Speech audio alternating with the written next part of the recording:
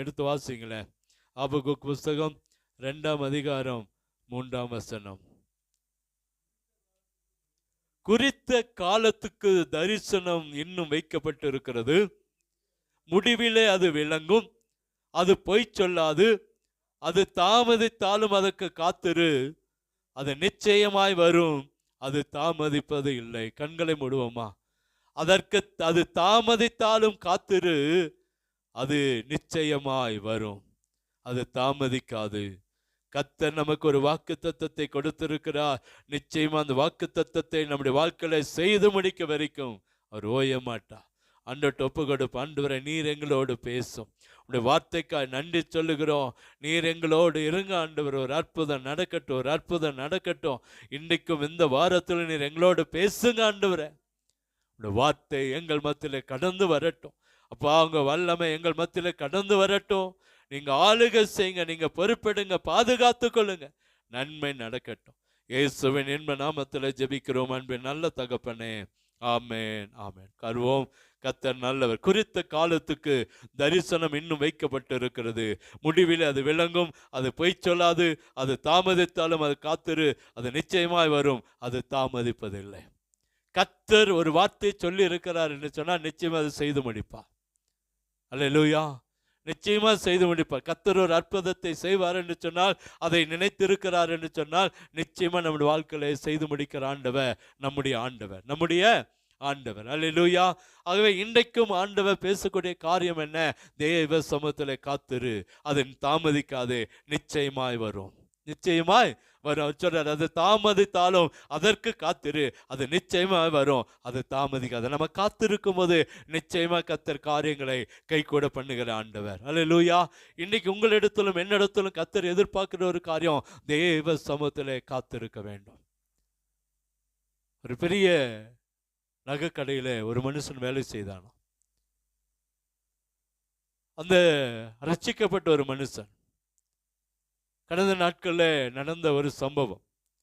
March மாதத்தில் அவங்க auditing close பண்ணணும். ஆகவே எப்படியாவது ஞாயிற்றுக்கிழமையில் வந்து அந்த வேலைகளை செய்து கொடுங்க அப்படின்னு சொல்லி அவரை கூப்பிட்டாங்களா கடந்த வாரத்தில். அவர் சொன்னார், நான் ஆலயத்துக்கு போகணும், ஆலயத்துக்கு போயிட்டு வந்துட்டு தான் இந்த காரியத்தை என்ன செய்வேன். அப்போது 28ஆம் தேதி இரவு வேலை செய்கிறார். வேலை செய்து கொண்டே இருக்கிறார். எப்படியாச்சும் முடிச்சு கொடுத்துட்டு காலையில் ஆராதனைக்கு என்ன செஞ்சிடணும், போயிடணும். ஆனால் அந்த மேனேஜர் இவரை கடுமையாக பிடிச்சி வச்சுட்டு, இன்னைக்கு முடிச்சு கொடுத்துட்டு தான் நீ என்ன செய்யணும், போகணும் அப்படின்னு பயங்கர தொந்தரவு பண்ணி கொண்டே இருக்கிறாராம். காலையில் ஆச்சு, காலை 6 மணி ஆச்சு, 7 மணி ஆச்சு, 8 மணி ஆச்சு, 10 மணிக்கு அவர் சபைக்கு போயாகணும். 8 மணிக்கும் அந்த மேனேஜர் அவர் பிடிச்சி வச்சு, நீ முடிச்சு கொடுத்து தான் கணக்கு என்ன செய்யணும், முடிச்சு கொடுத்துட்டு தான் போகணும். ரொம்ப அவர் வயசுக்கு மீறி அவரை தொந்தரவுப்படுத்தி கொண்டே இருந்தாராம். திடீரென இவர் போய் ஆண்டவர்கிட்ட, இருங்க நான் ரெஸ்ட் ரூம் போயிட்டு வரேன் அப்படின்னு சொல்லிட்டு போயிட்டு ஆண்டவர்கிட்ட கிட்டார். ஆண்டவர், இதை நீங்கள் அனுமதிக்கிறீங்களா? இன்னைக்கு ஆராதனைக்கு போகாமல் இங்கே வேலை செய்த நீங்கள் அனுமதிக்கிறீங்களா? இல்லை நான் சபைக்கு போவேனா? அதை மாத்திரம் நீங்கள் செய்யுங்க, அதை மாத்திரம் நீங்கள் செய்யுங்கன்ட்டு வந்துட்டார். வந்து உட்காந்து அந்த மேனேஜரை காணோம். இவர் நினைச்சார் ஒரு 8:30 மணி வரைக்கும் வேலை செஞ்சுட்டு போயிடலாம் அப்படின்னு. அதுக்குள்ள பெரிய ஒரு சலசலப்பு. என்னன்னு பார்த்தா அந்த மேனேஜருக்கு உடம்பு சரியாமல் போயிடுச்சு. ஒரு மாதிரி ஆட்டில் கையை வச்சு உட்காந்துட்டு இருக்கிறார். எனக்கு ரொம்ப நெஞ்சு வலிக்குது, ஹாஸ்பிட்டலுக்கு கூட்டிகிட்டு போங்க, ஹாஸ்பிட்டலுக்கு கூட்டிகிட்டு போங்க. அப்போ அந்த மேனேஜர் சொன்னாரா, நீங்கள் போயிருங்க, நீங்கள் சர்ச்சுக்கு போயிருங்க. அந்த வேதனையில் அவர் சொன்னார், நீங்கள் போயிருங்க, நான் இவரை வச்சு என்ன செய்கிறேன், ஹாஸ்பிட்டலுக்கு போயிடுறேன். அப்பவும் போய் தலைமையில கை வச்சு, ஆண்டவரை இவருக்கு எதுவுமே இருக்கக்கூடாது ஆண்டவரை, ஒரு அற்புதத்தை நடத்துங்கன்னு அப்பவும் ஜெபம் பண்ணிட்டு போயிட்டாராம். போய் ஆராதனைலாம் முடிச்சுட்டு ஃபோன் பண்ணி கேட்குறாராம், ஒன்றும் இல்லையா, சரியா ஒரு கேஸ் ட்ரபிள் தான், சரியாயிடுச்சு, நான் வீட்டுக்கு வந்துட்டேன், நாளைக்கு வாங்க, நம்ம சௌரியமாக பொறுமையாக வேலை பார்த்துக்கலாம். ஆண்டவர் பெரியவர். ஆண்டவர் ஏன் இதை சொல்கிறேன், நம்ம ஒரு பொருத்தனை பண்ணிட்டோம், கர்த்தர் ஒரு வார்த்தை நம்மளுக்கு கொடுத்துட்டாருன்னா அதை மாறவே மாட்டார். அவர் ஒரே ஒரு வார்த்தை தான் கேட்டாராம், நான் இங்கே வேலை செய்யணும்னு உனக்கு சித்தம் இருந்தால் செய்கிறேன், இல்லை ஆராதனைக்கு போகணுன்னு சித்தம் இருந்தால் என்ன செய்கிறேன், எனக்கு விடுதலை கொடுங்க, அவ்வளோதான். நான் இது உமக்கு சித்தமா ஆண்டவரே, நான் இங்கே உட்காந்துட்டு இருக்குது உமக்கு சித்தமா, அவ்வளோதான். ரொம்ப சாதாரணமாக பேசிட்டு வந்துட்டார். ஒரு செகண்ட்ல ஒரு பெரிய அற்புதத்தை கர்த்தர் செய்தார். அப்ப ஆண்டவர் என்றைக்குமே நம்முடைய வாழ்க்கையில கர்த்தருடைய கரத்துல காத்திருக்கும் போது, அவருடைய வேலையில நம்ம உண்மையா இருக்கும்போது நிச்சயமா ஒரு அற்புதத்தை கர்த்தர் செய்வார். அப்ப இன்னைக்கு நம்ம பார்க்க போறோம், எதற்காக நம்ம காத்திருக்கணும். காத்திருன்னு சொல்றீங்களே பாஸ்டர், நான் எதுக்காக காத்திருக்கணும்? எதுக்காக நம்ம நிறைய பேருக்கு கோபம் வரும். நிறைய பேருக்கு சபை ஜெபம் அப்படின்னால ஒரு கோபம் இருக்கும். எதுக்கு நாங்க வரணும், எதுக்கு காத்திருக்கணும், எதுக்கு தூரம் எங்க வாழ்க்கையில, இதெல்லாம் சொல்லிட்டே இருப்போம். ஆனா தேவன் விரும்புகிற ஒரு காரியம் இருக்குது. தேவன் இன்னைக்கு நம்மிடத்துல எதிர்பார்க்கிற ஒரு காரியம், தேவ சமூகத்துல காத்திருங்கன்றார். இன்னைக்கு எல்லாம் இன்ஸ்டன்ட் ஆயிடுச்சு, உடனடியா வருது. இன்னைக்கு சாப்பாடு ஆர்டர் பண்ண வருது. எல்லாருமே இன்னைக்கு என்ன செய்யுதுங்க, எந்த பொருளும் வருது. எல்லா பொருளும், துணியிலிருந்து நம்ம ட்ரெஸ்ஸில் இருந்து, சாப்பாட்டு பொருள் இருந்து, ஆகாரத்திலிருந்து எல்லாவற்றையும் இன்னைக்கு இன்ஸ்டண்டா கொண்டு வந்து கொடுக்கறதுக்கு ஆட்கள் ஆயிட்டாங்க. காத்திருக்க நேரம் இல்லை. அல்லேலூயா. கடந்த நாட்கள் ஒரு ஸ்விக்கி ஒரு ஆளு ஒரு ஏதோ பிரியாணி ஆர்டர் பண்ணிட்டு போய் அந்த அம்மாட்ட கொடுக்குறான். அந்த அம்மா அந்த தூக்கி வீசுது. ஏன்னு கேட்டா லேட் ஆயிடுச்சான். இவன் வந்தது லேட்டுன்னு பலார்னு கன்னத்தில் அரைஞ்சு அந்த சாப்பாடை தூக்கி வீசிருச்சு. இவ்வளோ நேரமா, இவ்வளோ? இப்போ இன்னைக்கு காத்திருக்க என்ன இல்லை நேரம் இல்லை. ஆனால் நம்முடைய ஆண்டவர் நம்மளை பார்த்து சொல்றாரு, காத்திருங்கன்றார். காத்திருங்க, நாம் ஆசீர்வதிக்கப்படும். அவர் சொல்றாரு, நமக்குன்னு ஒரு தரிசனம் வைக்கப்பட்டு இருக்கிறது, நமக்குன்னு ஒரு அன்பு, ஒரு பெரிய காரியம் வைக்கப்பட்டு இருக்கிறது. அதை பெற்றுக்கொண்டுனா காத்திருங்கன்றார். அதை பெற்றுக்கொண்டு என்ன செய்யணும்? காத்திருக்கணும். எப்படி காத்திருக்கணும்? எடுத்து வாசிங்க. எதற்காக காத்திருக்கணும்? எடுத்து வாசிங்க. அப்போஸ்தலர் புஸ்தகம் 1ஆம் அதிகாரம் 5ஆம் வசனம். அப்போஸ்தலர் 1:5. ஆகையால் நீங்கள் எருசலேமை விட்டு போகாமல் என்னிடத்தில் கேள்விப்பட்ட பிதாவின் வாக்குத்தத்தம் நிறைவேற காத்திருங்கள் என்று கட்டளையிட்டாராம். அல்லேலூயா. நீங்க எருசலேமை விட்டு போகாதீங்க. என்னிடத்துல என்ன வாக்குத்தத்தத்தை கேட்டீங்களோ அதை பிதாவினிடத்துல நிறைவேறும்படியாய், பிதாவினிடத்துல நிறைவேறும்படியா என்னிடத்துல என்ன செய்யுங்க? காத்திருங்க. கட்டளையிடுகிறார். இன்னைக்கு வாக்குத்தத்தம் நடக்க நிறைவேற நம்ம காத்திருக்கணும். எது நடக்க நிறைவேற? வாக்குத்தத்தம். கர்த்தர் நமக்கு கொடுத்திருக்கிற வாக்குத்தத்தத்தை நிறைவேறணும்னா நம்ம காத்திருக்கணும். எங்க காத்திருக்கணும்? எங்கங்க?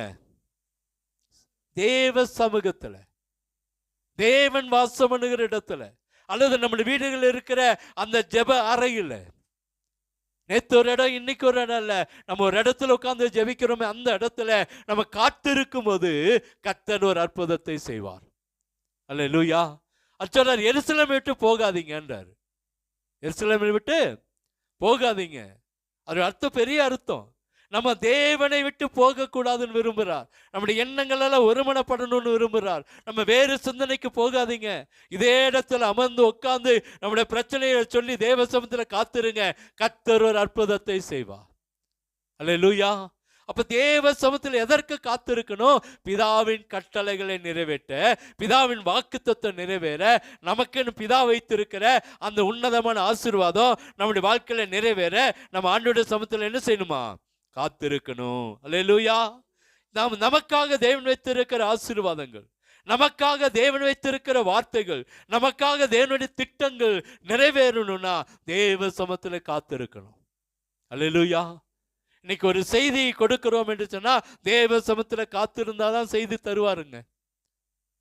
இல்லாட்டி செய்தி என்ன செய்யாது, அது மேலோட்டமா தான் இருக்கும். இது தேவ சமூகத்தில் காத்திருந்தாதான் அவர் பேசுறதை கேட்க முடியும். இப்ப உங்களுடைய உள்ளத்துல இந்த வார்த்தை கடந்து போகுதுன்னா தேவன் பேசுகிறார் அர்த்தம். வந்தவனமா திரும்பி போறேன்னு ஆண்டவர் என்னோட என்ன செய்யல, பேசல. அப்ப இங்க ஆண்டவர் பேசணும் அப்படின்னா தேவ சமூகத்துல நான் காத்திருக்கணும். அல்லேலூயா. அப்ப நீங்களும் காத்திருக்கணும். ஆண்டவர் என்னோடு பேசணும், ஆண்டவர் என்னோடு பேசணும். நம்ம வந்தது எதற்காக? தேவனுடைய வார்த்தையை கேட்பதற்காக. அல்லேலூயா. அப்ப ஆண்டவருடைய சமூகத்துல நம்ம காத்திருக்கும் போது வாக்குத்தத்தம் நிறைவேறும். வாக்குத்தத்தம் நிறைவேறும். ரெண்டாவது எடுத்து வாசிங்க. எப்படி காத்திருக்கணும்? நம்ம சொல்றது எதற்காக காத்திருக்கணும் பார்த்து எப்படி காத்திருக்கணுமா? சங்கீதம் 5:3 எடுத்து வாசிங்க.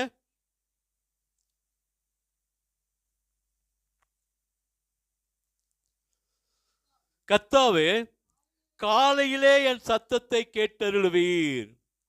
காலையிலே உமக்கு நேரே வந்து ஆயத்தமாகி என்ன செய்வேன்? காத்திருப்பேன். கத்தர்ட்ட நம்ம என்ன செய்யணும்னா, நம்ம எதற்காக காத்திருக்கணும்னு பார்க்கிறோம். எப்படி காத்திருக்கணுமா? காலையில கர்த்தருடைய சத்தத்தை கேட்டருள. அதிகாலையில காலையில தேவ சத்தத்தை கேட்டு பாருங்க. கர்த்தர் நம்மோடு பேசுவார். கர்த்தர் நம்மோடு பேசுவார். அல்லேலூயா. எந்த வீட்டில் நம்ம ஒரு 5 மணிக்கு எந்திரிக்கிறோன்னா பெட்டர்ன்றாங்க. 6 மணிக்கு எந்திரிச்சா பரவாயில்ல, 7 மணிக்கு எந்திரிச்சா அது வேதனைன்றாங்க. நம்ம வீட்டில் மேக்சிமம் 5 மணிக்காவது எழும்பி ஜெபிக்கலாம். நம்ம என்ன செய்யணும்? மாறணும். அல்லேலூயா. நம்ம குளிர், நம்ம கிளைமேட் மோசம், அதனால தான் 5 மணின்னு சொல்கிறோம். நல்லா 3 மணிக்கு எந்திரிக்கிறோம், 4 மணிக்கு எந்திரிக்கிறோம். எங்கள் வீட்டில் 3 மணிக்கு மேலே நான் ஒரு நாளைக்கு நினச்சி பார்ப்பேன், ஒரு நாளாவது ஒரு 6 மணி வரைக்கும் தூங்கலாமா? முடியாது. ஏன்னா நமக்கு அது பழகிருச்சு. அது நமக்கு பழகிருச்சு. காலையில் அனுச்சர கர்த்தாவே காலையில் என் சத்தத்தை கேட்டு, நாம் காலையில் போய் தேவனிடத்தில் பேசணும். எந்த சொன்ன மனைவிடத்தில் பிள்ளைகளிடத்தில் பேசுவதை விட தேவனிடத்தில் ஓடணும். தேவனிடத்தில் ஓடணும். அல்லேலூயா. சரியா 4:20க்கு ஒரு சைரன் கொடுக்குறான். ஒரு சைரன் கொடுக்குறான். அப்போ தொடங்கி சாயங்காலம் வரைக்கும் அவங்க அந்த நோன்புல உண்மையாக இருக்கிறான். எனக்கு ஒரு வாஞ்சனை, அவன் அந்த சைரன் அடிக்கிறதுக்கு முன்னாடி நான் எந்திரிச்சிடணும். அல்லேலூயா. இங்கே இல்லை, எப்போதுமே எனக்கு ஒரு ஆசை. இவன் 5 மணிக்கு கூவும் போதும் அப்படிதான், இப்போ 4 மணிக்கு கூவினாலும் அப்படிதான். நான் எந்திரிச்சு ஜெபிக்கணும். அந்த நேரத்தில் நான் என்ன செஞ்சுட்டு இருக்கணும்? ஜெபம் பண்ணிட்டு இருக்கணும். அவனுக்கு ஒரு வைராக்கியம் இருக்குதுன்னா நமக்கு அதற்கு மேலே ஒரு வைராக்கியம் நமக்கு என்ன செய்யணும்? வரணும். இரவு முழுவதும் நைட்டு பார்த்தீங்கன்னா அங்கே எங்கே ஒரு பண்டிகை, இரவு முழுவதும் அங்கே பாட்டை பாடி அந்த பஜனை நடந்துகிட்டே இருக்கு. வீட்டுக்கிட்ட சத்தம் கேட்டுகிட்டே இருக்கு. நான் எப்பெல்லாம் வெளியே வரணும் அப்பெல்லாம் கேட்குது. இரவு முழுவதும் கடிச்சு காலையில் வரைக்கும் கேட்குது. நாம் நினைக்கிற ஒரு நாள் வந்து உட்காந்தா நம்ம குளிருதுன்றோம், நமக்கு ஜெபிக்க முடியலன்றோம். 100 மணி நேரம் ஜெபத்தை இந்த வருஷத்தில் எப்படியாச்சும் நடத்தணும் ஒரு பெரிய பிளான் இருக்கிறது. ஆனால் அவங்களுக்கு இருக்கிற வைராக்கியம் நமக்குள்ள என்ன செய்யணுங்க? கர்த்தாவே காலையில சத்தத்தை கேட்டருளுவீர். நான் கொஞ்சம் நேரம் இல்லாண்டவரே, நான் நேரத்தில் வந்து ஜெபிப்பேன். காலையில் உமக்கு நேரம் வந்து ஆயத்தமாகி காத்திருப்பேன். எப்படி இருக்கணுமா? நம்ம எப்படி ஜெபிக்கணுமா? நம்ம வாக்குத்தத்தை நிறைவேறணும்னு சொல்லி ஜெபிக்கிறோம். எப்படி அதிகாலையில் ஜெபிக்கணும்? ஆயத்தமாகி ஜெபிக்கணும். இப்போ நம்ம காலையில் அந்த அதிகாலை ஜெபமெல்லாம் இருக்கு பாருங்க, கான்கால் ப்ரேயர் எல்லாம். அதனால எப்போதுமே நான் சொல்லுவேன், எந்திரிச்சு ப்ரஷ் பண்ணிட்டு முகத்தை கழுவிட்டு ஒரு இடத்துல வந்து உட்காந்து ஜெபம் பண்ணுங்க. உட்காந்து ஜெபம் பண்ணுங்க. தூங்கிட்டு பெட்டில் படுத்து ஒரு நாளும் ஜெபம் பண்ணாதீங்க. உங்கள் ஜெபம் கேட்கப்படாதவே படாது. அது சோம்பேறித்தனமாக மாறிடும். எங்கள் வீட்டில் நடக்குது அதாங்க. 4:50 வரைக்கும் ஜெபம் பண்ண, என்னுடைய மொபைல் வேணால் எடுத்து பாருங்க. 4:50 வரைக்கும் நான் என் மனைவி ஜெபம் பண்ணிட்டு இருப்போம். 4:50க்கு ஒரு அலாரம் அடித்தோடனே எந்திரிச்சு போய் ப்ரெஸ் பண்ணிவிட்டு முகம் கழுவிட்டு வந்து உட்காந்து அந்த இடத்துல எனக்குன்னு ஒரு இடம் இருக்குது, என் மனைவிக்குன்னு ஒரு இடம் இருக்குது. அந்த இடத்துல உட்காந்து தான் ஜெபம் நடத்தினாலும் சரி ஜெபம் பண்ணாலும் அந்த இடத்துல தான் உட்காருவோம். அல்லேலூயா. ஆயத்தம் நமக்குள்ள தேவை. நம்ம வாக்குத்தத்தம் நடக்கணும், நிறைவேறணும்னா நமக்குள்ள ஒரு ஆயத்தம் தேவை. ஒரு கலெக்டரை பார்க்க போறோம்னா எப்படி போவோம்? எந்த சொன்ன தலையும் வராம ஒன்றும் வராம போயிடுவோமா? அப்படியே ஒரு துண்டை தூக்கி தோல்ல போட்டு அதுக்கு ஒரு ஆயத்தம். நான் கலெக்டர் பார்க்கணும், அவர் நம்மளை பார்க்குறாருன்னு தெரியல. நீ கலெக்டர் எங்கள் ஊருக்கு வர்றாருன்னா நம்ம என்ன செய்கிறோம்? ஆயத்தமாகி போகிறோம். கலெக்டரை விட பெரியவர் நம்முடைய ஆண்டவர். அல்லேலூயா. அவரை பார்க்க நம்ம எப்படி போகணும்? அப்படியே பல்லு கூட விளக்காம காலையில் அப்படியே பெட்டில் உட்காந்து ஜெபம் பண்ணி, உங்கள் தனிப்பட்ட ஜெபமாக இருந்தாலுமே ஆயத்தமாகி தான் என்ன செய்யணும்? ஜெபிக்கணும். நம்ம என்ன வைக்கிறோமோ அதை தான் ஆண்டவர் பார்க்கிறார். நம்ம எந்த சூழ்நிலையை ஆண்டவர் கொடுக்கிறோமோ அதை தான் கர்த்தர் ஆசீர்வதிக்கிறார். அல்லேலூயா. அப்போ ஆயத்தமாகி காத்திருக்கணும். காலையில் தேவனுடைய சமத்தில் அதிகாலையில் வந்து அவருடைய சமத்தில் காத்திருக்கணும். காலையில் உமக்கு நேரே வந்து ஆயத்தமாகி என்ன செய்வேன்?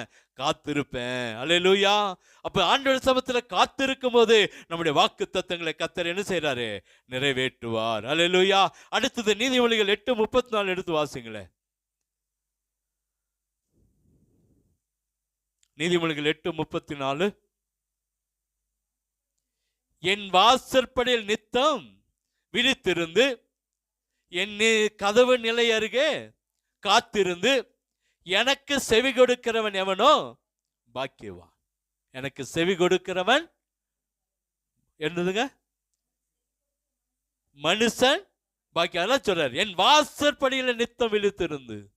இன்னைக்கு நாம என்ன சொல்றேன்? வாசற்படியில பிசாசு இருக்குது, வாசற்படியில பிசாசு இருக்குதுன்னு நினைக்கிறோம். இன்னைக்கு நிறைய பேர் சொல்றாங்களா, அந்த மனுஷனோடு பேசாத. விசுவாசிக்கிட்ட ஒரு கட்டளை கொடுக்குறாங்க, யார்கிட்ட பேசாத? ரட்சிக்கப்படாத மனுஷன் நீ என்ன செய்யாத, உனக்கு பங்கும் இல்லை பாத்திரம் இல்லை, நீ அந்த வீட்டுக்கு போகாத. அந்த வீட்டுக்கு சாம்பு ஒரு ரவுண்ட் அடிச்சுட்டு வா, என்ன உனக்கு தூக்கம் வருதா? அப்போ இன்னைக்கு அப்படிப்பட்ட சூழ்நிலை. ஆனா இங்க பார்க்கிறோம், கர்த்தர் வாசற்படியில நித்தம் விழித்திருந்து, அவருடைய வாசற்படியில நித்தம் விழித்திருந்து அவர் கதவு நிலை அருகே காத்திருந்து, அவருடைய கதவு நிலை அருகே காத்திருந்து அவருக்கு செவி கொடுக்கிற மனுஷன் பாக்கியவான். நான் அதில் கொஞ்சம் மாத்தி இருக்கேன், பைபிள் இல்லைன்னு தேடாதீங்க. அவர் வாசப்படியில் நித்தம், அவர் யாரு? இயேசு கிறிஸ்துடைய வாசற்படியில நித்தம் விழித்திருந்து. அல்லேலூயா. நம்ம என்ன தூங்கினாலும் ஒரு விழிப்பு இருக்கணுங்க, நமக்குள்ள ஒரு ஆயத்தம். அதுதான் ஆயத்தம். ஒரு சவுண்டு கேட்ட உடனே என்ன செய்யணும்? எந்திரிக்கணும். அல்லேலூயா. ஒரு சின்ன சத்தம் கேட்ட கூட நம்ம என்ன செய்யணும்? எந்திரிக்கணும். அதான் ஆயத்தம். அங்க சொல்ல விழித்திருந்து அவர் கதவு நிலை அருகே என்ன செய்யணுமா?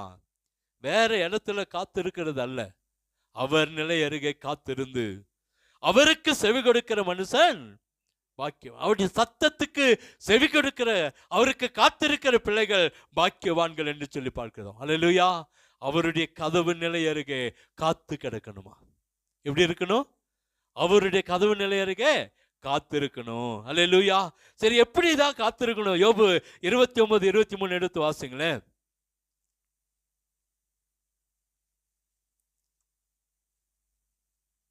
இருபத்தி 23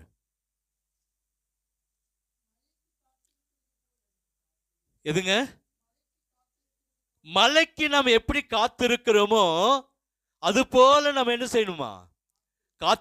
மலைக்கு காத்திருக்கிறது போல் எனக்கு காத்திருந்து பின்மாரிக்கு ஆசை உள்ளவர்கள் போல் தங்கள் வாயை ஆவென்று திறந்திருந்தார்கள். அல்லேலூயா. ஆனா இது யோபு வேதனையோடு சொல்றான்.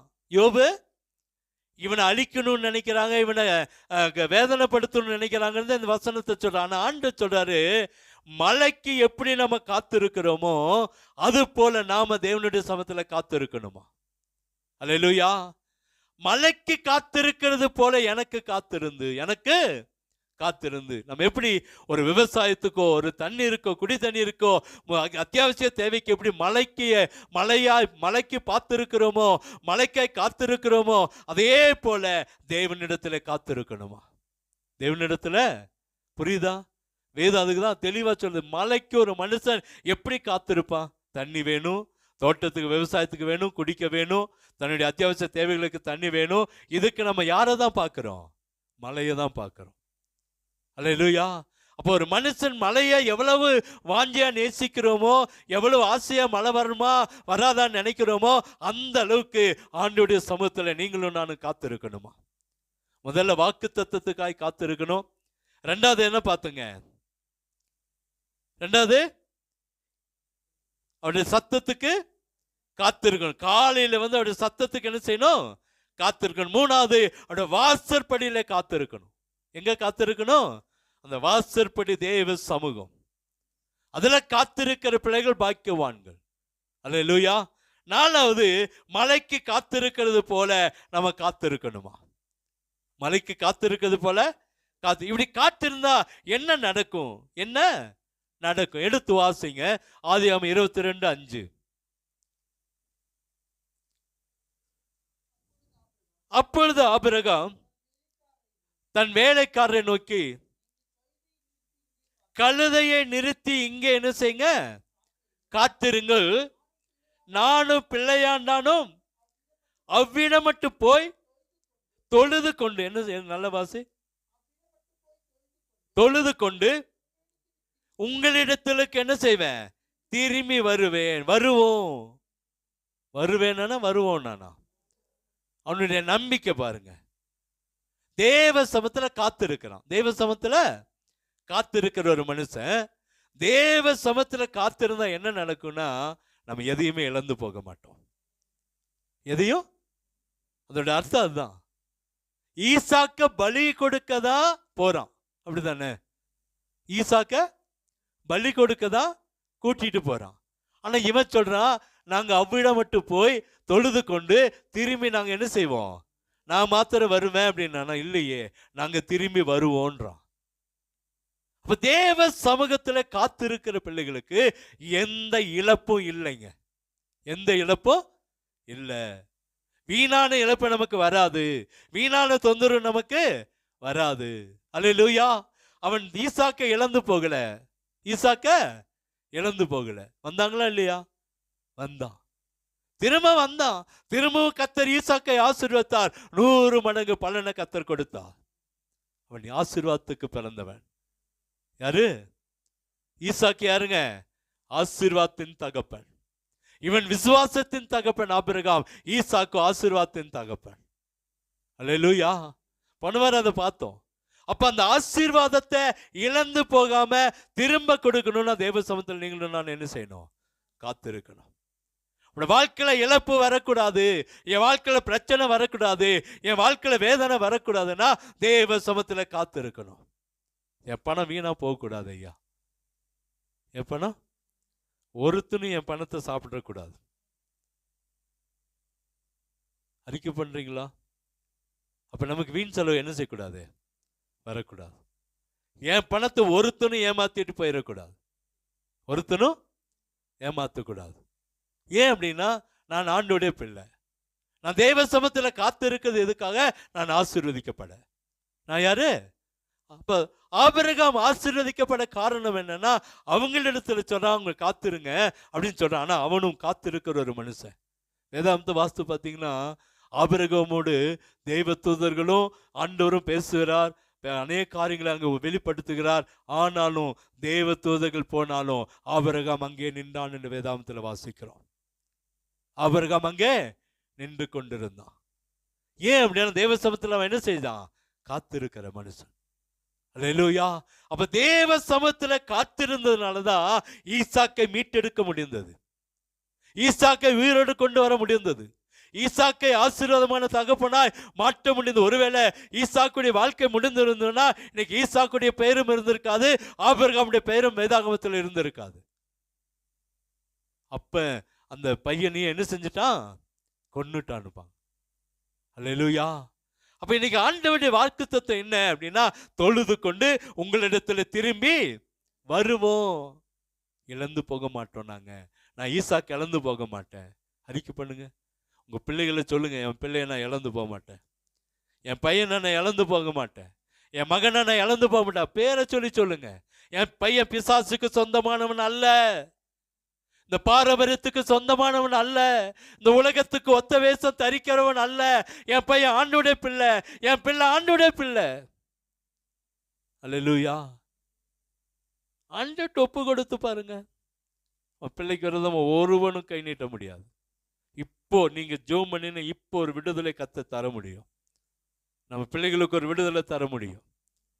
அல்லேலூயா. கடந்த நாட்களில் துபாயில பயங்கர யுத்தம், பயங்கரமான. என் மக இருக்கிற பக்கத்துல அமெரிக்க ஆட்கள் இருக்காங்க, பக்கத்து ரூம்ல, பக்கத்து இடங்கள்ல. இவங்களோட ஏன் புள்ள அமெரிக்கர்களை குறி வச்சுதான் அடிக்கிறான். தமிழ்நாட்கள் ஒன்றும் செய்யறதில்ல. ஆனா என் பொண்ணுக்கு வீட்டுல இருந்து வேலை செய்யறதுக்கு சொல்லிட்டாங்க, வெளியே எங்கேயும் வர வேண்டான்ட்டாங்க. ஞாயிற்றுக்கிழமை பயங்கரமான கெடுபிடி பண்ணிட்டாங்க. யாரும் வெளியே கூட வரக்கூடாது. எங்களுக்கு ஒரு பயம் என்னன்னா, சாப்பாடு கிடைக்குமா, சாப்பாடு கிடைக்குமா. அப்போ என் மகன்கிட்ட நான் கூப்பிட்டுட்டேன், சாப்பாடு கிடைக்குமா மக்களே, சாப்பாடு ஆர்டர் போட்டேன். நான் சாப்பிட்டேன். சாயங்காலம் திடீர்னு கூப்பிட்றேன், இல்லை டேடி கொஞ்சம் பர்ச்சேஸ் பண்ணிட்டு போகலான்ட்டு பார்த்து வெளியே வந்திருக்கிறேன், கொஞ்சம் அன்றைக்கி கிரிக்கெட் பார்க்கலான்னு வெளியே வந்து. எனக்கு ரொம்ப கோபம் வந்துச்சு. ஏற்கனவே வெளியே வரக்கூடாதுன்னு சொல்லிட்டு இருக்காங்க, இவங்க வெளியே வந்து கொஞ்சம் பர்ச்சேஸ் பண்ணிவிட்டு அப்படியே ஒரு டீ சாப்பிட்டு கொஞ்ச நேரம் டிவி பார்த்துட்டு போகலாம் டாடின்னு வந்திருக்கேன். நான் உடனே மெசேஜ் போட்ட, மகள் இது நல்லதில்லை, நீங்கள் ரூமுக்கு போயிருங்க. அவன் எனக்கு ஒரு மெசேஜ் போடுற பாருங்க, டாடி நீங்கள் நினைக்கிற மாதிரி இல்லை, எங்களுக்கு 100% பாதுகாப்பு இருக்கு. எங்களுக்கு என்ன இருக்கு? 100% பாதுகாப்பு. நீங்க பயப்படாதீங்க. என்ன நினைச்சு நீங்க என்ன செய்யாதீங்க, கவலைப்படாதீங்க. எங்களுக்கு 100% அரசாங்கத்தோட பாதுகாப்பு இருக்கு. அங்க இருக்கிற போலீஸ் டிபார்ட்மெண்ட், அங்க இருக்கிற ராணுவத்தோட பாதுகாப்பு இருக்கு. எங்களை எதையும் செய்ய முடியாது. இந்த மெசேஜ் வந்திருந்தா நான் சொன்னேன் சரி மக்களேன்ட்டு. அதுக்குள்ள இவங்க இல்லை அவங்கள உடனே வீட்டுக்கு போக சொல்லுங்க, அவங்க அங்கே இருக்க வேண்டாம் அப்படின்னு சொன்னாங்க. நான் சொன்னேன் நீ பயப்படாம இரு, ஆண்டவர் அவர்களோடு கூட இருக்க. நம்ம ஜெபம் பண்ணுவோம். இப்போ பாருங்க, நேற்று முந்தின நாள் ஆஃபீஸ் போயிட்டாங்க. எனக்கு தெரியாது, வியாழக்கிழமை என்னமோ வந்து அவர் ரெகுலராக எப்படி நம்ம ஆஃபீஸ்க்கு டெய்லி போயிட்டு வராங்களோ அது போல் போயிட்டு வராங்க. வீட்டிலேருந்து வேலை செய்யல. ஏன் அப்படின்னா இங்கே பிசாசுக்கு நம்ம பிள்ளையை தொடுறதுக்கு அதிகாரம் இல்லை. நாம தேவ சமூகத்தில் காத்திருந்து பாருங்க. உங்க பிள்ளைக்காக ஒரு சொட்டு கண்ணீர் விட்டு பாருங்க. நான் அடிக்கடி சொல்றேன், ஜனவரி மாசம் சொல்லிட்டே இருக்கேன், உங்க பிள்ளைகளுக்காக கண்ணீர் விடுங்க, உங்க சொந்த பந்தத்துக்காக கண்ணீர் விடுங்க, காத்திருங்க, தேவ சமூகத்துல காத்திருங்க. அல்லேலூயா. போன வாரம் சபைக்கு போக முடியலன்னு மாத்திரம் தான் வருத்தம் அவளுக்கு. சபைக்கு போக முடியல டாடி அப்படிதான். ஆனா நமக்கு என்ன நினைக்கிறோம் அப்படின்னா, நம்முடைய பிள்ளைகள் கர்த்தருடைய கரத்தில் இருக்கிற ஒரு ஈவு, நமக்கு கொடுத்த ஒரு ஈவுங்க, நமக்கு கொடுத்த ஈவு. ஆபிரகாமுக்கு ஈசாக்கு ஈவாய் கர்த்தர் கொடுத்தா. 100 வயதுல ஒரு ஆண் பிள்ளையை கர்த்தர் கொடுக்கிறாருன்னு சொன்னா சாதாரணமான பிள்ளையாம? அல்லேலூயா. உங்க பிள்ளைகளுக்கு விரோதமாய் உருவாக்கப்படுகிற ஆயுதங்களுக்கு நீங்க கண்ணீர் விடுங்க, தேவ சமூகத்துல காத்திருங்க, கர்த்தர் அவர் பிள்ளைகளை திருப்பி கொண்டு வருவா. அல்லேலூயா. ரெண்டாவது எடுத்து வாசிங்க, ஏன் காத்திருக்கணும்? சங்கீதம் 27:14. சங்கீதம் 27:14.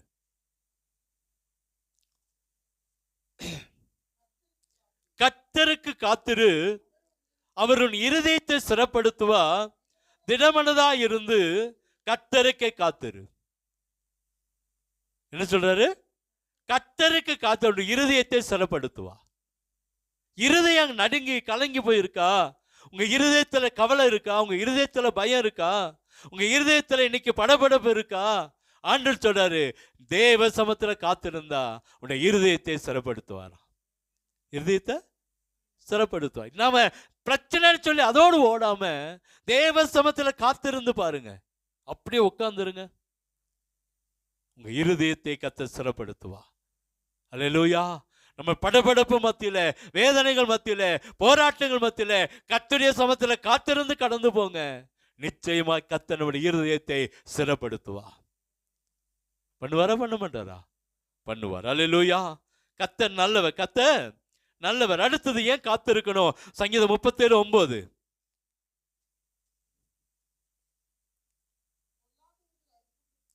பொல்லாதவர்கள் அறுப்புண்டு போவார்கள், கர்த்தருக்கு காத்திருக்கிறவர்களோ பூமியை சுதந்தரித்துக் கொள்வார்கள். எதுக்காக காத்திருக்கணுமா? பூமியை சுதந்தரித்துக் கொள்ள, ஆசீர்வாதத்தை சுதந்தரித்துக் கொள்ள, நன்மையை சுதந்தரித்துக் கொள்ள, விவசாயத்தை சுதந்தரித்துக் கொள்ள, வியாபாரத்தை சுதந்தரித்துக் கொள்ள, கிருபைகளை சுதந்தரித்துக் கொள்ள. அல்லேலூயா. சாதாரணமல்ல, கர்த்தருக்கு காத்திருங்க. பொல்லாதவர்கள் என்ன செய்வாங்களா? அறுப்புண்டு போவாங்களா. ஆனா கர்த்தருக்கு காத்திருக்கிறவர்களோ பூமியை என்ன செய்வாங்க? சுதந்தரித்துக் கொள்வார்கள். அல்லேலூயா. அதுக்கு தாங்க கர்த்தருடைய தரிசனம் இருக்குது. அதுக்குதான் நம்ம கர்த்தர் தரிசனம் வைத்திருக்கிறார். இன்னும் தரிசனம் ஏன் வைக்கப்பட்டிருக்குது? குறித்த காலத்துக்கு தரிசனம் ஏன் வைக்கப்பட்டிருக்குது? முடிவில் ஏன் அது விளங்கும்? அது பொய் சொல்லாது. ஏன் தாமதித்ததால காத்திரு, அதற்கு அது நிச்சயமாய் வரும். அது தாமதிப்பது இல்லை. ஏன்? இந்த பூமியை சுதந்தரித்துக் கொள்ளுகிற கிருபையை உங்களுக்கு எனக்கு கர்த்தர் கொடுத்திருக்கிறார். சாதாரணமானவங்களா? நம்ம இன்னைக்கு பாஸ்டர் சொன்னராஜ் அவங்க சொன்னாங்க, 1700 திருச்சபைகளுக்கு மேல தமிழ்நாட்டில் இருக்கு. பல லட்சங்கள் இருக்கிற ஒரு பெரிய ஸ்தாபனம். இன்னைக்கு அத்தனை ஜனங்களும் கர்த்தர் கொடுத்திருக்கிறார் என்று சொன்னா இன்னைக்கு கர்த்தருடைய கிருபை தான். அதுக்குள்ள நீங்களும் நான் இருக்கிறோம். அதுக்குள்ள அந்த 1700 சபைகளுக்குள்ள ஏதோ ஒரு சபைகளை நீங்களும் நானும் இருக்கிறோம். நீங்க சாதாரணமானவங்கள நீங்களும் நானும். அசம்பிளி சபை சாதாரணமான ஸ்தாபனமா? ஏன்? நம்மளை கர்த்தர் எதற்குள்ள கொண்டு வந்து வைக்கணும். எங்கேயோ கொண்டு போய் வச்சிருக்கலாமே. அல்லேலூயா. வேற ஏதோ ஒரு பேரை வச்சுட்டு நம்ம இருந்திருக்கலாம். கர்த்தர் நம்மளை உள்ளே வைத்திருக்கிறதுக்கு ஒரு நோக்கம் இருக்கிறது, இந்த பூமியை சுதந்திரித்துக் கொள்ள. அல்லேலூயா. உங்க விவசாயத்தை சுதந்திரித்துக் கொள்ள, வேலைகளை சுதந்திரித்துக் கொள்ள, படிப்பை சுதந்திரித்துக் கொள்ள, வியாபாரத்தை சுதந்திரித்துக் கொள்ள, வாகனங்களை சுதந்திரித்துக் கொள்ள கர்த்தர் ஒரு அற்புதத்தை செய்வாராக. கர்த்தர் ஒரு அற்புதத்தை செய்வார். இன்னைக்கு பூமியை சுதந்திரித்துக் கொள்றவங்க தான் சபையில் இல்லாம இருந்திருப்பாங்க. உலகத்தை, அதாவது தேவனுக்கு பிரியமில்லாத பூமியை சுதந்திரித்துக் கொள்ளுகிறதா வெளியிருப்பாங்க. ஆனா தேவனுடைய பூமி, தேவனுடைய ஆசீர்வாதத்தை சுதந்திரத்துக் கொள்ள நீங்களும் நானும், நீங்களும் யார் எந்த ரெண்டு ஆசீர்வாதம், ரெண்டு பேருக்கு அதே தான். அவன் பூமியை சுதந்திரத்துக் கொள்றான், நம்ம தேவனுடைய ஆசீர்வாதமாகிய பூமியை சுதந்திரத்துக் கொள்கிறோம். எது பெரிய மேன்மை உண்டாக்கும்? தேவனுடைய ஆசீர்வாதத்தின் பூமி. எத்தனையோ பேர் விவசாயம் செஞ்சான், ஈசாக்கு மாத்திரம் ஏன் 100 மடங்கு பலனு? தேவ ஆசீர்வாதம். எத்தனையோ பேருக்கு குழந்தை இல்லை, ஆனா தேவன் பிள்ளைகளுக்கு ஏன் ஆண்டவர் ஆசீர்வாதம்? எத்தனையோ பேருடைய வாழ்க்கையில யோசேப்பு போல எத்தனையோ பேர் அடிமையா இருந்தா, ஏன் யோசேப்பை மாத்திரம் கர்த்தர் உயர்த்தினார்? சொல்லுங்களேன். எத்தனையோ பேர் மோசையோட பிறந்தவங்க எத்தனையோ பேர் இருந்தாங்களே, ஏன் மோசையை மாத்திரம் கர்த்தர் கொண்டு போய் உயர்த்தி வைத்தார்? தேவனுடைய பூமி, தேவனுடைய பிள்ளைகள். அல்லேலூயா. ஆண்டவர் சொல்றார், தேவனுடைய ஆசீர்வாதமாகிய பூமியை சுதந்திரித்துக் கொள்ள உங்களை என்னை கர்த்தர் அழைத்திருக்கிறார். நினைச்சு பார்க்கிற, தானியேலை போல எத்தனையோ அடிமைகள் இருந்தாங்க, சாத்ராக் மேசேக்கு போல எத்தனையோ அடிமை இருந்தாங்க. ஏன் இவங்களுக்கு கிடைச்ச மேன்மை அவங்களுக்கு கிடைக்கல? அவங்களுக்கு கிடைக்கல. யோசேப்பு போல எத்தனை பேர் இருந்தாங்க, ஏன் யோசேப்பு கிடைச்ச மேன்மை அவங்களுக்கு கிடைக்கல? அவர்கள் தேவனுடைய ஆசீர்வாதமாகிய பூமியை சுதந்திரித்துக் கொண்டார்கள். அல்லேலூயா. உங்களையும் அதற்கு தான் அழைத்திருக்கிறார், பூமியை சுதந்திரித்துக் கொள்ள. காத்திருந்தா தேவனுடைய பிள்ளைகளாகிய நமக்கு கர்த்தர் கொடுக்கிறது தேவனுடைய ஆசீர்வாதமாகிய பூமியை சுதந்திரித்துக் கொள்வோம். 100 மடங்கு பலனை கர்த்தர் தருவா. அவனும் விவசாயம் பண்றான், நம்மளும் விவசாயம் பண்றோம். நம்முடைய தோட்டத்துல 3 மூட்டை 10 மூட்டை அதிகமா நிற்கும். அல்லேலூயா. அவங்களும் வீடு கட்டுறா, நம்மளும் வீடு கட்டுறோம். நம்ம வீட்டுக்கு அவங்க வீட்டுக்கு ஒரு வித்தியாசத்தை கர்த்தர் தருவார். தருவாரா தரமாட்டாரா? அல்லேலூயா. நம்மளும் கடை வச்சிருக்கோம், அவங்களும் கடை வச்சிருக்காங்க. அந்த கடைக்கு நமக்கு கர்த்தர் ஒரு வித்தியாசம் உண்டாக்கி தருவா. தருவாரா தரமாட்டாரா? ஏன்னா நீங்களும் நானும் பூமியை சுதந்திரித்துக் கொள்ள அல்ல, தேவனுடைய ஆசீர்வாதமாகிய பூமியை சுதந்திரித்துக் கொள்ள வந்திருக்கிறோம். கர்த்தர் சொல்றார், பூமியை சுதந்திரித்துக் கொள்வார்கள். அடுத்து சங்கீதம் 104:27 எடுத்து வாசிங்களேன்.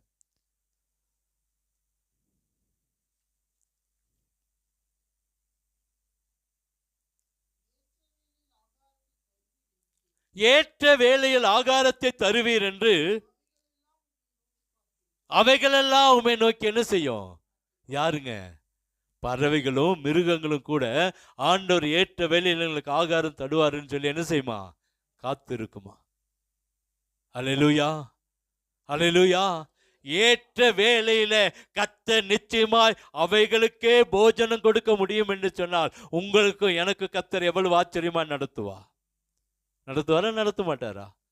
நம்ம போஜனத்தை கர்த்தர் நமக்கு தருவா.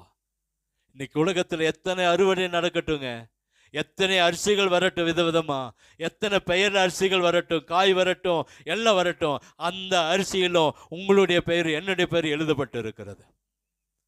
சரியா வந்து சேரும். அந்த மூட்டை இந்த வாரம் வீட்டுக்கு வரும். அந்த கிழங்கு நம்ம வீட்டுக்கு என்ன செய்யும்? வரும். அந்த ஆசீர்வாதம் நம்ம வீட்டுக்கு என்ன செய்யும்? வரும்.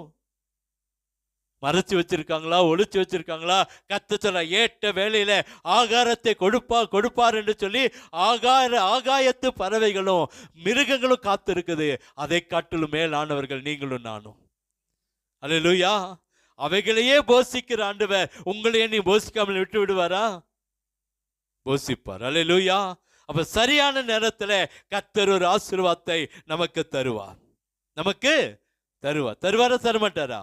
நிச்சயம் ஒரு அற்புதத்தை நமக்கு என்ன செய்வார்? செய்து முடிப்பார். அல்லேலூயா. அப்ப கர்த்தருடைய சமூகத்துல வந்திருக்கிறோம், கர்த்தருடைய கரத்துல வந்திருக்கிறோம். நிச்சயமாய் ஒரு அற்புதத்தை கர்த்தர் செய்து முடிப்பார். கர்த்தர் செய்து முடிப்பார். இன்னைக்கும் ஆண்டவருடைய கரத்துல வந்திருக்கிற நம்மை பார்த்து, உங்களை பார்த்து கர்த்தர் சொல்லி கொண்டிருக்கிற ஒரு காரியம் அதுதான், குறித்த காலத்துக்குள்ள தரிசனம் நடக்கும், நிறைவேறும். ஏற்ற வேலையில் ஆகாரம் தருவாருங்க. ஏற்ற வேலையில் ஆகாரம் தருவார். நான் பட்டினி போடவே மாட்டார். ஆகாரம் மாத்திரமில்லை, ஆசீர்வாதங்களையும் பட்டினி போட மாட்டார். நம்ம கர்த்தர் ஆசீர்வாதத்தை தருவார். சாப்பாடு எதற்கு? நம்மை போஷிக்க, நம்ம சரீரத்தை பாதுகாக்க, பலனை கொடுக்க. அதே போல கர்த்தருடைய ஆகாரத்தை கர்த்தர் நமக்கு தருவார். நம்மளால நினைச்சு பார்த்துருப்போமா? இப்படி ஒரு சபைக்குள்ள இப்படி உட்கார்ந்து இருப்போம், இப்படி நிற்போம், இப்படி பிரசங்கம் பண்ணுவோம், நினைச்சிருப்போமா? நான்லாம் நினைச்சதே இல்லை. நான்லாம் நினைச்சதே இல்லை. ஆனால் ஆண்டவர் ஏற்ற காலத்தில் ஏற்ற வேலையில் ஆகாரம் கொடுக்கிறார். கடந்த நாட்களில் நடந்த ஒரு சம்பவத்தை சொல்லிட்டு நான் முடிக்க விரும்புகிறேன். ஊட்டியில் கலர் தோட்ட பிரச்சனை, பயங்கர பிரச்சனை. இப்போ 3 லேயர் 4 லேயர் ஆயிடுச்சு. ஒருத்தர் மேலே தான் அடக்கம் பண்ணணும். அந்த சூழ்நிலை ஆயிடுச்சு. எடுத்தால் பெட்டி வருது. அதனால் அவன் குழி வெட்டி சொல்லியும் பிரயோஜனம் இல்லை. அப்போது நாங்களும் பயங்கரமாக போராடிட்டோம். நிறைய இடத்துல ஆட்சியாளர்கள் எல்லாம் போய் பார்த்தாச்சு, எல்லாம் செஞ்சாச்சு. கலர் தோட்டு கிடைக்கவே இல்லை. அப்புறம் கடந்த நாட்கள் நாங்கள் எல்லாம் ஐக்கியமும் சேர்ந்து ஒரு 7 ஐக்கியத்தை சேர்ந்து ஒரு கமிட்டி போட்டு, அந்த கமிட்டி மூலமாக ட்ரை பண்ணலாம் அப்படின்னு சொல்லிட்டு அந்த மூலியமாகவும் ட்ரை பண்ணோம். அப்போது இது கொஞ்சம் கொஞ்சமாக ப்ராசஸ் ஆகி கடந்த நாட்களில் முந்தின வாரம் நான் மதுரைக்கு போயிருக்கிற இல்லை பாஸ்டர் இவங்க ஜெயராஜ் இவங்க சாமியல் பாஸ்டர் அவங்களுடைய அண்ணன் பொண்ணு கல்யாணம் கோத்தகிரி போயிட்டு அந்த அன்னைக்கு ஊட்டியில் ஒரு மீட்டிங் போட்டிருக்காங்க. போட்டு அன்னைக்கு சாயங்காலம் திரும்பியும் இந்த மீட்டிங் கூப்பிட்டாங்க. அங்கே காரியங்களை செய்யும்போது 1.5 ஏக்கர் திரும்பவுமா நம்ம கல்லறை கொடுத்தாங்க. இது கொடுத்துட்டாங்க. ஆண்டவருக்கு பயங்கரம் நன்றி சொல்லணும். என்ன நடந்துச்சு அப்படின்னா, இந்த கல்லறை தோட்டத்துக்கு பேசும்போது என்ன செஞ்சுட்டாங்கன்னு சொன்னால், நம்மளெல்லாம் ஓரங்கட்ட ஆரம்பிச்சிட்டாங்க. எங்களெல்லாம் ஓரங்கட்ட ஆரம்பிச்சிட்டாங்க. இந்த ஒவ்வொரு இதுலேருந்து 7 பேர் கொடுத்தோம். இந்த 7 பேரில் இருந்தோம் நாங்கள். என் பேரெல்லாம் இருந்துச்சு அந்த 7 பேரில். எங்கள் ஐக்கியத்துலேருந்து 7 பேர் கொடுக்கும்போது என்னுடைய பேரெலாம் இருந்துச்சு. ஆனால் இந்த 7 கமிட்டி சேர்ந்து ஒன்றா ஒரு லீடர்ஷிப்பை உருவாக்கி ஒரு காரியங்களை செய்யும்போது எங்களெல்லாம் ஒதுக்கிட்டாங்க. எனக்கு இது கவலை இல்லை. நான் சொன்னேன், எனக்கு நிறைய பொறுப்புகள் இருக்குது. ஆண்டவர் உயர்த்தனா உயர்த்துவார். நான் எப்போதும் அதான் சொல்லுவேன், ஆண்டவர் நினச்சா தடுக்க முடியாது. அந்த இதில் நான் ரொம்ப கூலாக வந்துட்டு. ஆனால் ஃபஸ்ட்டு விடலை. அவங்க சொன்னாங்க, நீங்கள் இருந்தே ஆகணும், கமிட்டியில் நீங்கள் இருக்கணும், நீங்களும் சகாயம் இருந்தே ஆகணும். நீங்கள் 2 பேர் எனக்கு பதிலாக நீங்கள் தான் நிற்கணும், என்னால் வர முடியாது, நீங்கள் தான் நிற்கணும். நான் சொன்னேன், வேண்டாம் பாச விட்டுருங்க, அந்த இது வேண்டாம், அவங்க பண்ணட்டும், ஒன்றும் பிரச்சனை இல்லை, நம்ம கூட கோஆப்ரேட் பண்ணுவோம் அப்படின்னு சொல்லிகிட்டே இருந்தோம். நேற்று தினத்தில் அங்கே தலைமை அலுவலகத்திலேருந்து அதிகாரிகள் வந்துட்டாங்க. வந்து என்ன தான் கூப்பிட்டாங்க. உடனே வாங்க, நான் வீட்டில் சேவ் பண்ணல. நேற்று ஆன்சிஸ்ட் கூட என்னை பார்த்தாங்க. நான் இன்றைக்கி சேவ் எப்போதும் சனிக்கிழமையில் எப்போதுமே சேவ் பண்ண மாட்டேன். நான் வீட்டில் கொஞ்சம் வேலையாக இருந்தேன். அவங்க உடனே நீங்கள் வந்தே ஆகணும், அப்புறம் எத்தனை மணிக்கு வருவீங்க நீங்கள் சொன்னால் தான் நாங்கள் மற்றவங்கள கூப்பிட முடியும். அப்போது நான் உடனே அங்கேருந்து அவங்ககிட்ட சொன்ன ஒரு 12:45 1 மணிக்குள்ளே வந்துடுறேன் அப்படின்னு சொல்லிட்டு கிளம்பி போனேன். எதுக்கு இவங்க கூப்பிட்றாங்கன்னு தெரியாது. அங்கே போனால் எல்லாம் உட்காந்துருக்காங்க. எங்கள் சைட்லேருந்து கொஞ்சம் ஊழியர்கள் உட்காந்துருக்காங்க. என்னை ஒரு பாஸ்டர் பிக்கப் பண்ணிட்டு தான் அந்த இடத்துக்கு கடந்து போனார். போன உடனே திடீர்னு அந்த நோட் எடுத்து என் கையில் கொடுத்துட்டான். நீங்கள் எழுதுங்க அப்படின்னு. நான் அப்படியே எல்லாத்தையும் முகத்தையும் பார்த்தேன். ஏற்கனவே இந்த காரியத்தில் நம்மளை ஒதுக்கி வச்சிருந்த எல்லாருடைய முகமும் ஒரு மாதிரி ஆயிடுச்சு. அந்த அதிகாரி கூப்பிட்டு, நீங்கள் எழுதுங்க, நீங்கள் அந்த மினிட்ஸ் எழுதுங்கன்னாங்க. நான் உட்காந்து எழுதுனேன். எழுதுன உடனே நீங்கள் கம்ப்யூட்டரில் போட்டு டைப் பண்ணி அந்த லிஸ்ட்டை எனக்கு கொடுக்க முடியுமா? அப்போ நாங்கள் உடனே எனக்கு கை வலி, நான் போட முடியாது, இன்னொருத்தர் போட்டோம். டைப் பண்ணி கொடுக்குறாங்க. கொடுத்தும்போது அந்த பெயரில் பார்த்தீங்கன்னா என்னுடைய பெயரும் அங்கே இருக்கிறது. ஏன் இதை சொல்கிறேன்னா, மனுஷனால் ஒதுக்கப்படலாம், ஆனால் ஆண்டவர் நினச்சா நம்மளால் என்ன செய்ய முடியாது. அது ஒரு நல்ல அந்த 15 பேரில் என்னுடைய பெயரும் அங்கே அந்த எக்ஸிக்யூட்டிவ் லிஸ்ட்டில் இருக்குதுன்னு சொன்னால் எவ்வளோ பெரிய ஆச்சரியம். அது உண்மையாலுமே நான் அப்படியே வரும்போது யோசனை பண்ணி வந்தேன். இவங்கெல்லாம் நம்மளை ஒதுக்கணும்னு நினச்ச இடத்துல கர்த்தர் நம்மளை உயர்த்தி வைத்திருக்கிறார். நம்மளை கர்த்தர், உங்களுக்கு தான் சொல்கிறோம், கர்த்தர் ஒரு தரிசனத்தை நமக்கு கொடுத்துட்டாருன்னு சொன்னால் அதை மாற்ற ஒருவனாலும் முடியாது. இன்னொன்று என்னென்னா, அதிலிருந்து அத்தனை பேர் அந்த லிஸ்ட்டில் இல்லை. யாரெல்லாம் அந்த குரூப்பில் போட்டு யாரெல்லாம் அதை செஞ்சாங்களோ அதில் ஒரு கேங்கே இல்லை அந்த குரூப் லிஸ்ட்டில். நான் கடைசியில் தான் அந்த லிஸ்ட்டை பார்த்து, எங்களுக்கு தெரியாது. அவங்க உட்காந்து டைப் பண்ணுறாங்க. டைப் பண்ணி கடைசியில் தான் அந்த மினிட்ஸ் எழுதும் போது என்கிட்ட அந்த லிஸ்ட்டு வருது. அந்த லிஸ்ட்டில் அவங்க பெயர் ஒருத்தர் பேர் கூட இல்லை. என்னுடைய பெயர் அதில் என்ன செய்யுது இருக்குது. ஏன் அப்படின்னா, கர்த்தர் நமக்கு ஒரு தரிசனத்தை வைத்திருக்கிறார். ஏற்ற வேலையில் கர்த்தர் நம்மளை உயர்த்துவா. ஏற்ற வேலை வரும்போது கர்த்தர் நம்மளை உயர்த்துவார். அல்லேலூயா. ஒரே ஒரு காரியம், கர்த்தருக்கு காத்திருந்த என்ன நடக்கும்? ஏசாயா 40:31.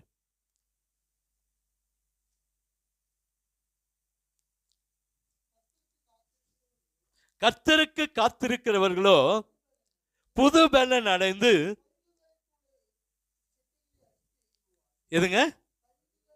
கழுகுகளை போல செட்டைகளை அடித்து எழும்புவார்கள், ஓடினாலும் இளைப்படையார்கள், நடந்தாலும் சோர்ந்து போகார்கள். அல்லேலூயா. போகார்கள், போவார்கள் அல்ல, போகார்கள். அல்லேலூயா. அப்ப ஆண்டவருக்கு காத்திருக்கிறவர்களுக்கு கர்த்தர் புது பலனை தருகிறார். என்ன தர்றாரு? புது பலன். கர்த்தருக்கு காத்திருக்கும் போது புது பலனை கர்த்தர் தருகிறார். இன்னைக்கு ஆண்டவர் சமயத்தில் உங்களுக்கு எனக்கு கர்த்தர் கொடுக்கிற காரியம் என்ன? 4 காரியங்களை பார்த்தோம். 1, கர்த்தருக்கு காத்திருக்கணும். எப்படி எதற்காக காத்திருக்கணும்? வாக்குத்தத்தம் நடக்க, நிறைவேற. எப்படி காத்திருக்கணும்? காலையில் அவருக்கு நேரம் வந்து ஆயத்தமாய் காத்திருக்கணும். 2வது, அவர் வாசல் பிள்ளை நித்தம் விழித்திருந்து அவர் கதவு நிலையறிய காத்திருந்து அவருக்கு செவி கொடுக்கிற மனுஷன் பாக்கியமா. மலைக்கு காத்திருக்கிறது போல தெய்வ சமத்துல நம்ம காத்திருக்கணும். இப்படி காத்து கொண்டா நம்முடைய வாழ்க்கையில எதுவும் அழிவுக்கு நேரே போகாது. அழிவுக்கு நேரே கர்த்தர் விட மாட்டா. கர்த்தர் நம்மளை ஆசீர்வதிப்பார். கர்த்தர் நம்மை ஆசீர்வதிப்பார். 2வது, நம்முடைய இருதயத்தை சுரப்படுத்துவார். 3வது, பூமியை சொந்தத்துக் கொள்ள முடியும். 4வது, ஏற்ற வேலையில் ஆகாரத்தை கொடுப்பார். ஏற்ற வேலையில் உங்களை கர்த்தர் உயர்த்தி ஆசீர்வதித்து மேன்மைப்படுத்துவார். அது மாத்திரம் இல்லை, கடைசியா நான் பார்க்கிறோம், புது பலனை கர்த்தர் தருவார். கர்த்தர் காத்திருக்கும் போது என்ன கிடைக்கும்? புது பலன். கண்களை மூடுவோமா? கர்த்தருக்கு காத்திருக்கிறவர்களே புது பலன் அடைந்து செட்டைகளை அடித்து, கழுகு போல செட்டைகளை அடித்து உயர உயர உயர எழும்ப கர்த்தர் உதவி செய்வார். அல்லேலூயா. கர்த்தர் எவ்வளவு நல்லவர். கர்த்தர் உங்களுடைய வாழ்க்கையில, கர்த்தருக்கு காத்திருக்கிற பிள்ளைகளுடைய வாழ்க்கை வீணாய் போகாதுங்க. நீங்க வேதாகமத்தில் வாசித்து பாருங்க, வேதாகம சரித்திரத்தை வாசித்து பாருங்க. கேட்டா ஒருவேளை இந்த செல்போன்ல எல்லாம் போட்டா வேதாகம சரித்திரம்னு பார்த்து அதை கேட்டு பாருங்க. கர்த்தருடைய சமத்துல காத்திருக்கிறவர்கள், காத்திருந்தவர்கள் வெட்கப்பட்டு போனதே இல்லை. வெட்கப்பட்டு போனதே இல்லைங்க. நிறைய சரித்திரங்களை சொல்லலாம், நிறைய ஆதாரங்களை சொல்லலாம். உங்களையும் என்னையும் கர்த்தர் அதுக்காக தான் அழைக்கிறார். நமக்காக ஒரு தரிசனம் வைக்கப்பட்டு இருக்கிறது. அதை பெற்றுக்கொள்ள தேவ சமத்துல காத்திருங்க. நமக்குன்னு வைத்த தரிசனம் வேற யாருக்கு கொடுத்துடக்கூடாதுங்க. நமக்குன்னு வைத்திருக்கிற ஆசீர்வாதம் வேறொருவருக்கு போயிடக்கூடாதுங்க. கர்த்தர் ஒரு அற்புதத்தை செய்ய ஆயத்தமா இருக்கிறார். தேவ கரத்துல காத்திருப்போம். நேரம் கிடைக்கும் போதெல்லாம் தேவ சமத்துல காத்திருப்போம். நேரம் கிடைக்கும் போதெல்லாம் தேவ சமத்துல காத்திருப்போம். கர்த்தர் உயர்த்தி ஆசீர்வதித்து மேன்மைப்படுத்துவார். எங்களை கிருபையாய் நேசிக்கிற அன்பின் நல்ல தகப்பனே, இந்த மதிய நேரத்தில் உங்களுடைய வார்த்தைக்கு நன்றி. உங்களுடைய வார்த்தைகள் மத்தியிலே கிரியை செய்து கொண்டிருக்கிறதுக்காக ஸ்தோத்திரம். உங்களுடைய சமத்தில் காத்திருக்கிறவர்களை நீ ஆசீர்வதிக்கிறீர். உங்களுடைய சமத்தில் காத்திருக்கிறவர்களுக்கு புது பலனை தருகிறீர். உங்களுடைய சமத்தில் காத்திருக்கிறவர்களுக்கு ஏற்ற வேளையில் ஆகாரம் கொடுக்கிறீர். உங்களுடைய சமத்தில் காத்திருக்கிறவர்களுக்கு பூமியை சொந்தத்துக் கொடுக்கிற கிருபை தருகிறீர். உங்களுடைய சமத்தில் காத்திருக்கிறவர்களுக்கு புது பலனை தருகிறீர். ஆண்டவரே, உம்முடைய சமத்தில் காத்திருக்கிறவர்களுக்கு நன்மை செய்கிறீர். ஆண்டவரே, வாக்குத்தத்தத்தை நிறைவேற்றுகிறீர்.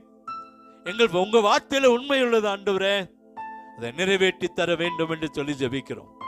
இன்னைக்கு உம்முடைய சமத்தில் காத்திருக்கிறோம். நீர் ஒவ்வொருவரோடு பேசும், ஒவ்வொருவரோடு பேசும். இன்னும் உடைய சமத்தில் காத்திருக்க உதவி செய்யும்.